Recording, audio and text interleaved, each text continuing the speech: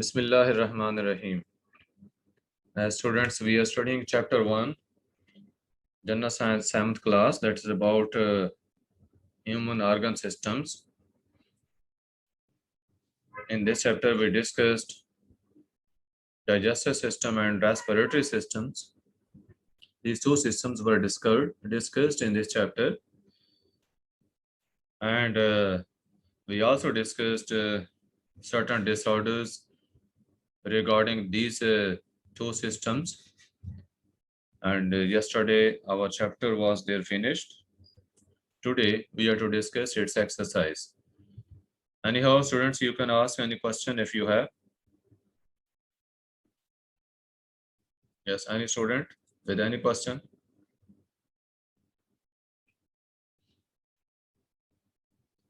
Abdullah Tahir, Yes, sir. बेटा chapter clear है आपको? Yes, sir. बाकी students Abdullah Rahman, Abdul Rahman sir, Abdul Rahman, Yes, sir. बेटे सारे लेक्चर अटेंड हुए हैं आपके या कुछ मिस भी किए हैं?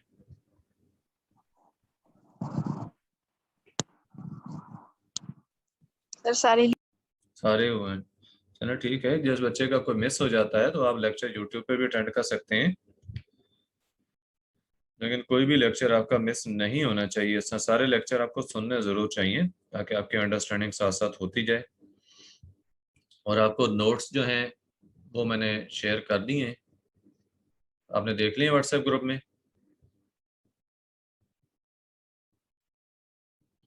बड़े व्हाट्सएप ग्रुप में भी मैंने किए हैं, गूगल क्लास में भी किए हैं। 3 चैप्टर्स के नोट्स शेयर कर दिए मैंने। तो आज हम ये जो चैप्टर है फर्स्ट, इसकी एक्सरसाइज डिस्कस करेंगे।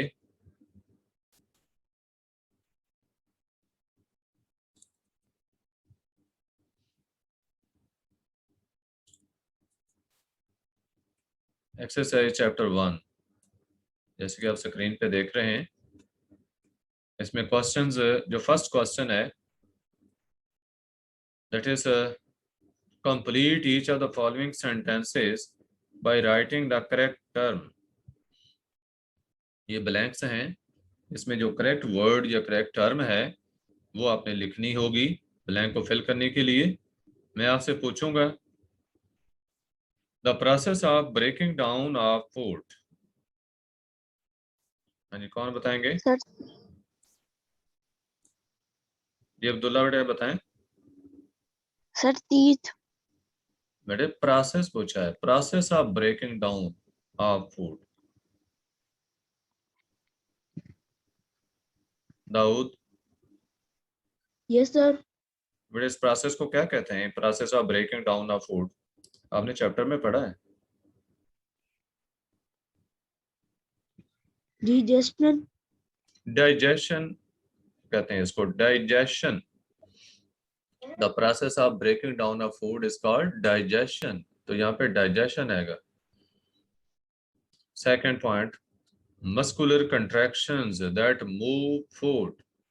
के मस्कुलर कंट्रैक्शंस डाइजेस्टिव गट के जिनके जरिए के खुराक में मूवमेंट आती है, तो इन्हें क्या कहते हैं? ये बताएगा Mohsin. Mohsin, you have to answer this question.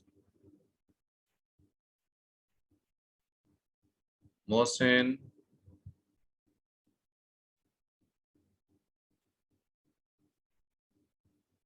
Mohsin you are in class?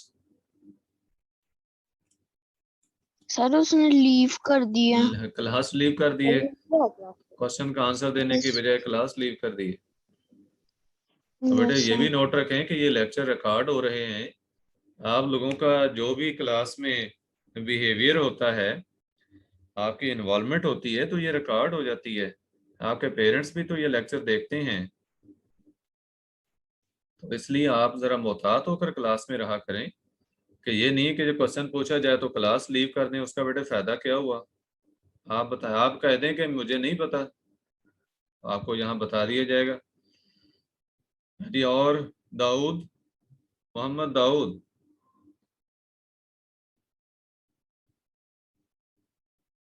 Okay, जिस बच्चे को पता है हैंड रेज करें।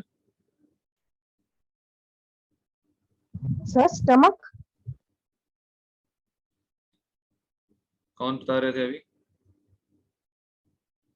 सर मैं शियान। शान बता रहे। शान बेटे स्टमक नहीं सर होता, स्टमक।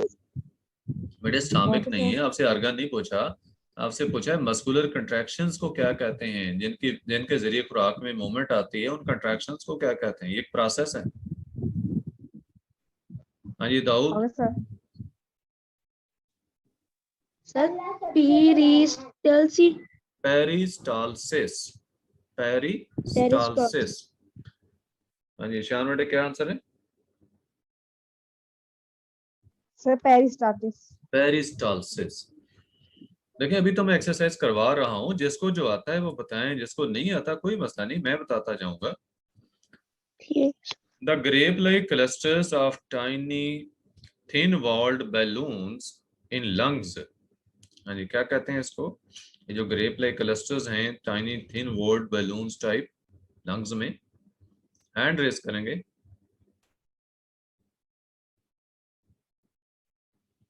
हैंड रेस कोई भी ना हो तो इसका मतलब किसी को मालूम नहीं है। जब हैंड रेस नहीं करेंगे तो मैं खुद ही बता दूंगा। हाँ जी Dawood again. Sir alveoli. Alveoli. Alveoli. Dawood बेटे आपने नोट्स तो नहीं ओपन किए हुए? Yes sir. आपने नोट्स तो नहीं खोले हुए? No sir. ठीक है, वेल डन। सर नोट्स खोले, इसमें झूठ कह रहा है। बेटे नोट्स तो आपके पास भी हैं, आप भी खोल सकते हैं फिर। लेकिन सर मैंने खोले नहीं हुए। खोले नहीं है, ठीक है, अच्छी बात है। तो एनी हाउ बेटे कोशिश करें, जबानी बताने की कोशिश करें सब बच्चे।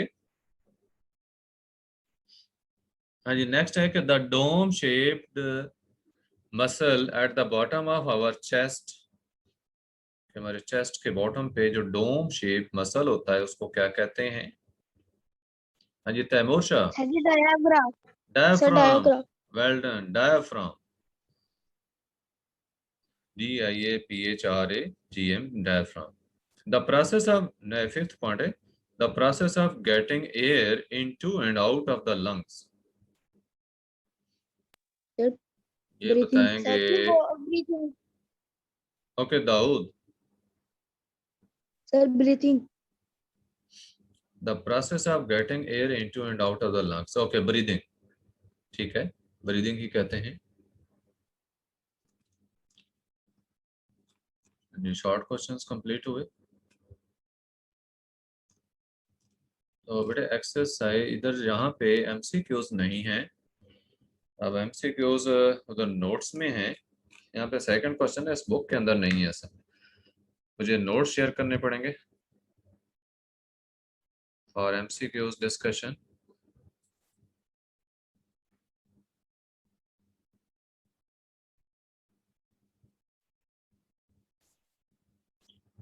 Just a minute, let me open notes. Sir जी। हाँ जी बेटे। सर आप दोबारा ग्रुप में सेंड कर देंगे? दोबारा कर दूंगा। बेटे आपको मेरी आवाज सही आ रही? Yes sir. इधर आवाज कम थी, अब ठीक है। अब आवाज सही है ना, पहले से ज्यादा होगी? Yes sir. ठीक है। आप बता दिया करें, सर कर जैसा देना। आवाज कम हो तो मुझे बता दिया करें। अच्छा ये वैसे नोट्स बेटे मैंने आज ही सुबह सेंड किए हैं, अगर आप पीछे देख सकते हैं तो। अदरवाइज सर मैं, जी। हाँ जी सर जी ये नोट्स प्रिंट करवा सकते हैं? बेटे करवा सकते हैं प्रिंट, लेकिन आपने एक्सरसाइज के जितने क्वेश्चंस हैं ये कॉपी में जरूर लिखने होंगे। ठीक है, जो क्वेश्चन आंसर्स हैं, शॉर्ट क्वेश्चंस और लॉन्ग क्वेश्चंस, ये लाजमी कॉपी में लिखने हैं आपने, ताकि आपकी नीट कॉपीज भी तो कंप्लीट हो ना। अच्छा बेटा ये पहला क्वेश्चन था, उसके बाद है encircle the correct answer in the following जो था, यहाँ से आप आंसर बता सकते हैं इनके। हाँ जी पहला question, the place where digested food is absorbed. Large sir large intestine. Small intestine.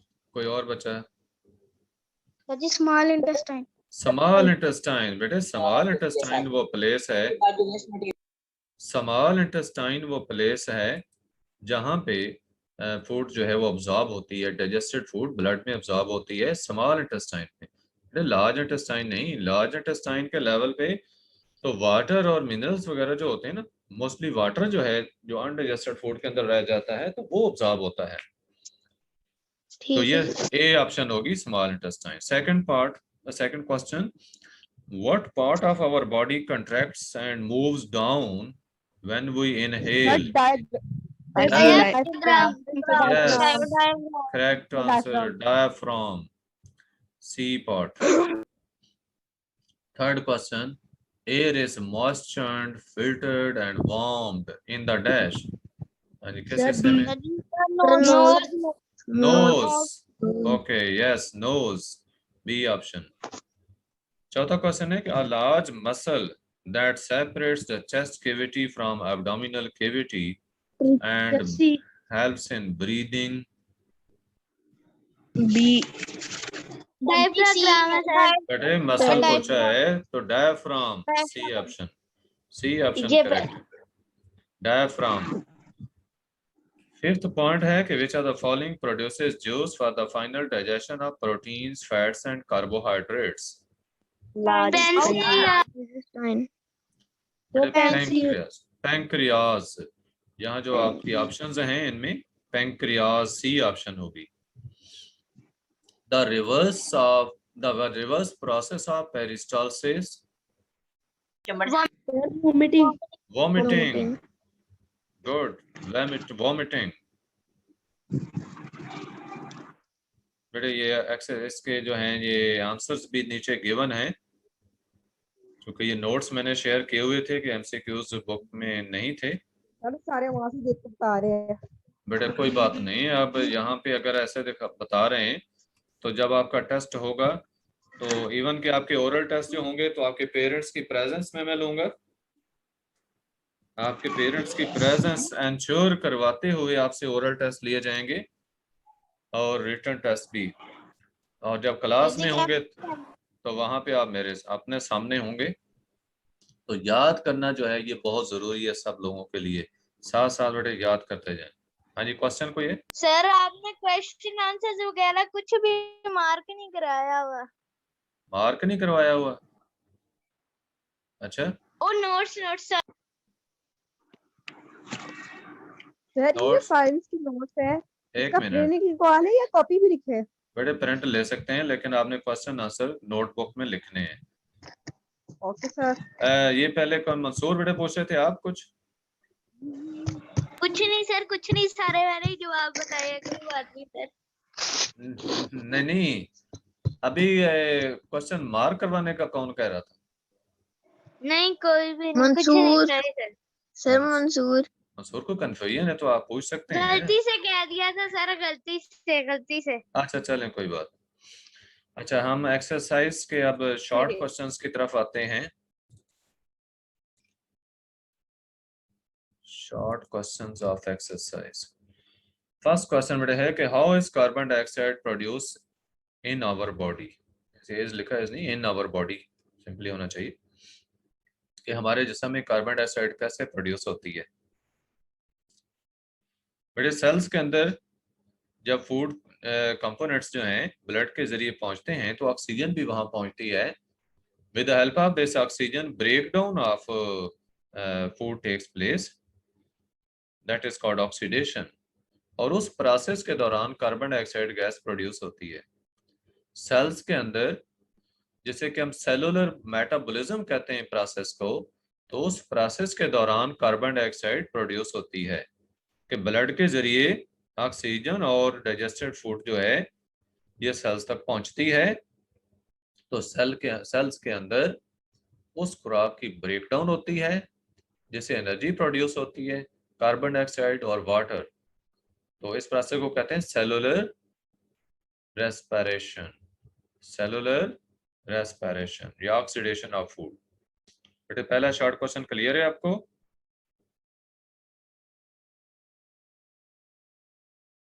Students बोल नहीं रहे? Yes sir. Okay. Second question है कि how is small intestine important in our digestive system? कि स्मॉल इंटेस्टाइन हमारे digestive system में कैसे important है। बट आपने देखा कि डाइजेशन जो फूड की है ये स्मॉल इंटेस्टाइन में कंप्लीट होती है और अब्जॉर्प्शन भी स्मॉल इंटेस्टाइन के लेवल पे ही ब्लड में होती है, मोस्ट ऑफ द अब्जॉर्प्शन। वैसे तो आपने देखा था कि माउथ के अंदर भी कुछ अब्जॉर्प्शन हो जाती है, इसी तरह लार्ज इंटेस्टाइन के अंदर भी वाटर की अब्जॉर्प्शन होती है। तो स्मॉल इंटेस्टाइन बेटा तकरीबन 90% जो डाइजेशन और अब्जॉर्प्शन है वो स्मॉल इंटेस्टाइन में होती है। 90% of the total digestion and absorption जो है it occurs in small intestine. Now from this its importance is clear. देखिए इसकी इंपॉर्टेंस जो स्मॉल इंटेस्टाइन की है उससे बिल्कुल वाजे हो जाती है कि 90% जो है टोटल डाइजेशन और इसका अब्जॉर्प्शन का प्रोसेस वो स्मॉल इंटेस्टाइन में होता है। थर्ड क्वेश्चन है कि why are we provided with teeth, कि हमें दांत क्यों प्रोवाइड किए गए हैं, अल्लाह ताला ने हमें दांत क्यों दिए हैं, तो बेटे बता Sir, सकते? to chew things. ठीक है, सर ताकि हम खुराक चबा सकें खा और- सकें, और च्यू करने के लिए, और च्यू करने के लिए फूड को हम जो बेटे वैसे वो तो हो च्यू गया, करते हैं ना वो। च्यूइंग का हो गया ना, वो तो एक काम तो वो हो गया, इसके अलावा भी कुछ इसके काम है सर दांतों के। टेस्टिंग बड्स भी होते हैं। बेटे फूड को होल्ड करने के लिए माउथ के अंदर जिस वक्त आप चबा रहे Yes, sir. होते हैं उस वक्त मुंह के अंदर अगर खुराक को होल्ड किया हुआ आपने तो वो भी दांतों के जरिए होल्ड हो सकती है। ठीक है, जब आप मुंह के अंदर चबाते हैं तो आगे से देखें दांत आपस में मिल जाते हैं तो बकल कैविटी बंद हो जाती है, खुराक बाहर नहीं निकल पर पाती। मेरा तो मिलता भी नहीं है। बेटे फिर भी दांत, वो तो दांतों की थोड़ी एडजस्टमेंट का हो सकता है, लेकिन आप ये देखें कि अगर फास कालें खुदा ना खास्ता दांत ना हो तो फिर खुराक कैसे मुंह के अंदर ठहर सकती है, मुंह के अंदर होल्ड कैसे हो सकती है। Right. हाँ, मुंह ये के देखो अंदर बेटा, आप जस्ट बकल कैविटी बंद करेंगे कैसे खुराक हो बाहर को निकलने गया? का चांस होगा। जिसको बेटे आपस की देखो बात नहीं होनी चाहिए। अच्छा, तो च्यूइंग एंड होल्डिंग फूड, और इसके अलावा बेटे बात जब हम करते हैं हमारे बोलने के दौरान भी हमारी जो जुबान है, जुबान की एडजस्टमेंट बकल कैविटी के अंदर जो है, जुबान की जो हैंडलिंग है एक तरह से, इसमें भी दांतों का बड़ा रोल है। तो हम इस तरह आप स्पीकिंग में भी दांतों का जो है वो रोल बता सकते हैं। तो we are provided with teeth to chew and hold food and to speak. ठीक है, for chewing and holding food and for speaking they are helpful to us. हाँ जी, दांतों के कामों का पता चल गया। Yes sir. तो बेटे दांतों की हिफाजत किया करें। आप लोग अक्सर ये है कि जो चीज भी आपको खाने को मिले आप खाते पीते रहते हैं लेकिन दांतों को साफ नहीं करते। आप मसलन यूं करते हैं कि सुबह के टाइम आप जो है वो ब्रश कर लेते हैं, तो बेटे यही ब्रश करना कुछ सफिशिएंट नहीं रहता। सर रोजे में है। ठीक है बेटे, ठीक है, रोजे भी हैं तो मैं ये नहीं कहने लगा कि अभी आप ब्रश करने निकल जाएं। सर आम दिनों की बात कर रहे हैं ओके सर। पागल। आम दिनों के, आप रोजे में तो दिन को नहीं ना खाते पीते, तो रोजे में भी देखें आप सुबह के टाइम जब सैरी करने के बाद ब्रश कर सकते हैं, और फिर इफ्तारी करने के बाद जब खाना वगैरह खा लेते हैं उसके बाद भी ब्रश किया करें।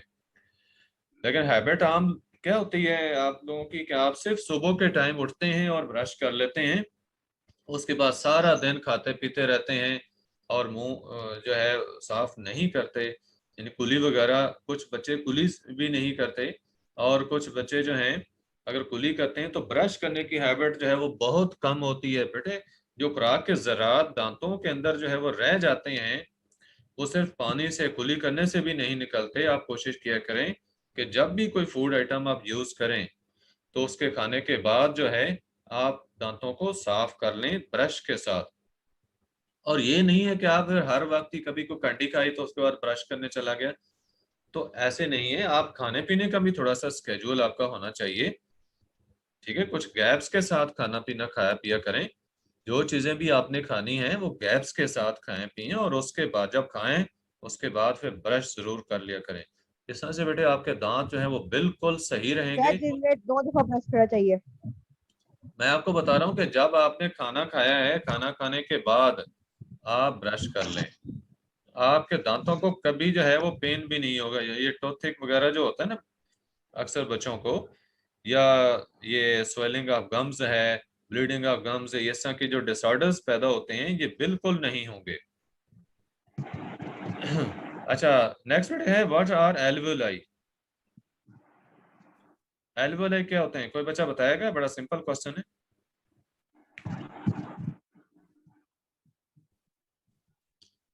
सर नहीं पता, बता दें। अच्छा ठीक है। एल्वुलाई बेटा these are sac like structures at the ends of bronchioles at the level of which a gaseous exchange takes place between blood and air। हवा बाहर से जो हम सांस के जरिए हवा लंग्स में ले जाते हैं तो ये एल्वुलाई के अंदर जाती है, एल्वुलाई फिल हो जाते हैं इस हवा से। तो एल्वुलाई की दीवारों में ब्लड कैपिलरीज होती हैं जिनमें ब्लड फ्लो कर रहा होता है। तो एल्वुलाई के अंदर मौजूद हवा के अंदर से ऑक्सीजन जो है वो ब्लड में अब्जॉर्ब हो जाती है कैपिलरीज के ब्लड में, और कैपिलरीज के अंदर जो कार्बन डाइऑक्साइड थी ब्लड की वो एल्वुलाई में चली जाती है। तो इसको हम कहते हैं गैसियस एक्सचेंज।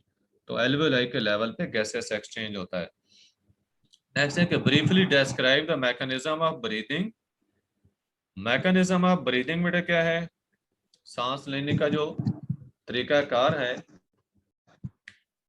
बेटा, इसमें डायफ्राम के मसल्स, अब्दुल रहमान बेटा म्यूट कर लें खुद, अब्दुल रहमान जी बेटा म्यूट रहें। मैकेनिज्म ऑफ ब्रीदिंग में आपको बता रहा हूं कि when intercostal muscles and muscles of diaphragm contract or relax, they change the volume of chest cavity and accordingly pressure on lungs varies and air moves inside or outside the lungs।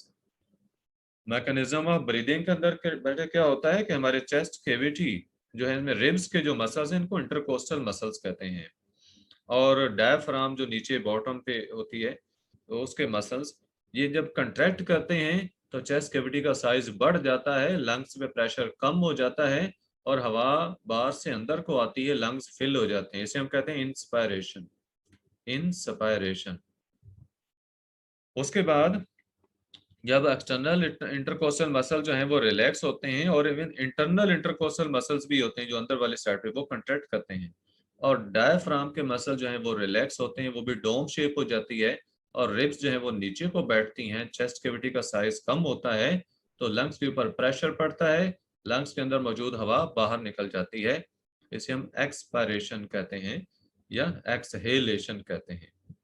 Inspiration और expiration या inhalation और exhalation, ये दो processes हैं।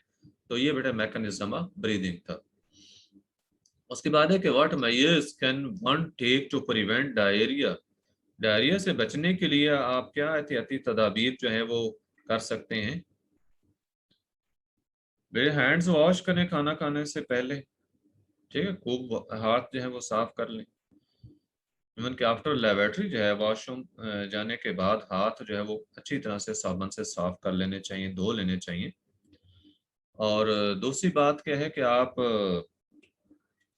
आपकी जो खुराक है, फ्रूट्स हों या वेजिटेबल्स हों, तो इनको आपने अच्छी तरह पहले साफ कर लेना है, ठीक है, अच्छी तरह साफ कर लेना है, खाने से पहले इनको साफ कर लें तो ताकि जो जम्स वगैरह हैं वो खुराक के अंदर मौजूद ना हो, आपकी बॉडी में ना जा सके। बेटे क्लियर हो रहे हैं क्वेश्चन आंसर? Yes sir. अच्छा यस सर। तो उसके बाद प्रॉपर लाइफस्टाइल भी जो है ये भी इसमें इन्वॉल्व हो सकता है। तो नेक्स्ट इसके लॉन्ग क्वेश्चंस हैं, मैं आपके साथ नोट्स अभी शेयर करता हूं ताकि आपको लॉन्ग क्वेश्चंस भी बता दूं। बेटा ये देख सकते हैं आप, आपको जो मैंने शॉर्ट क्वेश्चन डिस्कस किए हैं ये सबके आंसर नोट्स में मौजूद हैं। ये फर्स्ट क्वेश्चन, कार्बन डाइऑक्साइड कैसे प्रोड्यूस होती है बॉडी में, स्मॉल इंटेस्टाइन के इंपॉर्टेंस जिसमें 90% आपको बताया, डाइजेशन अब्जॉर्प्शन जो है वो इस लेवल पे होती है। फिर टीथ का बता दिया, और उसके बाद एल्वेलाई है, फिर मैकेनिज्म ऑफ ब्रीथिंग है, और उसके बाद ये मैयस थी जो कि डायरिया से बचने के लिए हम कर सकते हैं। ठीक है, यूजिंग टॉयलेट के बाद जो है आप कि सोप के साथ हैंड्स वॉश कर लें, फ्रूट्स वेजिटेबल्स अच्छी तरह से साफ करके खाएं। इवन के खाने या पकाने से पहले सब्जियां लाज़िम बात है पकाई जाती हैं तो उससे पहले धो लें अच्छी तरह से, और अनकुक्ड फूड से भी अवॉइड करें, मतलब मीट एग्स वगैरह जो हैं तो इनको अच्छी तरह पका कर खाया करें। नेक्स्ट ये लॉन्ग क्वेश्चन था कि explain the process of digestion of food in mouth and the stomach. तो ये बेटे माउथ में डाइजेशन है, उसके बाद ये स्टमक की डाइजेशन जो है वो बताया गया। ह्यूमन रेस्पिरेटरी सिस्टम, इसके डिफरेंट पार्ट्स बताए गए हैं, उसकी डिटेल मौजूद है। इसकी इवन के डायग्राम भी है, डायग्राम आप ड्रा कर लें तो बहुत बेहतर है, आप प्रैक्टिस करें डायग्राम ड्रा करने की। इसके बाद ये था क्वेश्चन के right notes on constipation and pneumonia. ये कॉन्स्टिपेशन के ऊपर नोट हो गया, और उसके बाद ये निमोनिया का जो है क्वेश्चन डिस्कस किया गया। आखिरी क्वेश्चन था लेबल करनी थी डायग्राम। तो इसमें बेटे लेबलिंग में देखें ये टीथ हैं, उसके बाद ये टंग है, देन एसोफेगस, इधर जो है वो लिवर है, फिर ये स्टमक। आवाज सही नहीं आ रही, सिग्नल मेरी तरफ तो सही सर है। इतनी अच्छी, सर इतनी अच्छी आ रही है आपकी आवाज, तो बेटे साफ आ रही है, आपका क्लियर अपना आ रही है। प्रॉब्लम है फिर नेट का, जिसको आवाज सही नहीं आ रही तो रिकॉर्डिंग में इशू नहीं आएगा। स्टमक है, इसके बाद ये पैंक्रियास, उसके नीचे ये देखें लार्ज इंटेस्टाइन है, और फिर ये स्मॉल इंटेस्टाइन, देन रेक्टम। तो ये बेटा ह्यूमन डाइजेस्टिव सिस्टम था, इसके साथ ही ये चैप्टर कंप्लीट हुआ। ठीक है, ये मैंने वैसे आपको 3 चैप्टर इकट्ठे जो है नोट्स में दे दिए हुए हैं, आप देख सकते हैं 3 चैप्टर्स नोट्स के कंप्लीट आपको मिल चुके हैं।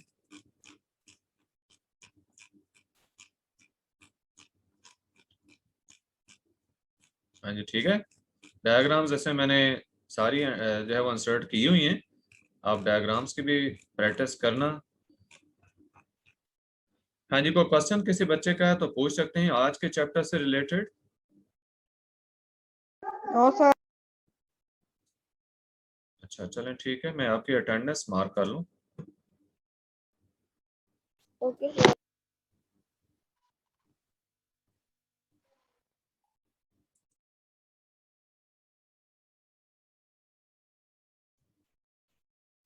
हाँ जी, क्वेश्चन किसी बच्चे का कोई पहले, बेटे मैंने अटेंडेंस मार्क नहीं की अभी आपकी। हाँ जी, क्वेश्चन कोई है तो आप पूछ सकते हैं। कर देना सर इसकी ना, सर वो जॉब कह रहे हैं। No sir. अच्छा एक minute, sir just a minute बेटा, let me mark your attendance. Sir हाँ जी, पूछें क्वेश्चन। मेरे को तो सर आप दोबारा सर ग्रुप में सेंड कर देना। ठीक है, मैं दोबारा नोट सेंड कर देता हूँ ग्रुप में। और कोई बात किसी बच्चे की है? No sir. ओके बेटा, देन अल्लाह हाफिज। अल्लाह हाफिज सर। अल्लाह हाफिज।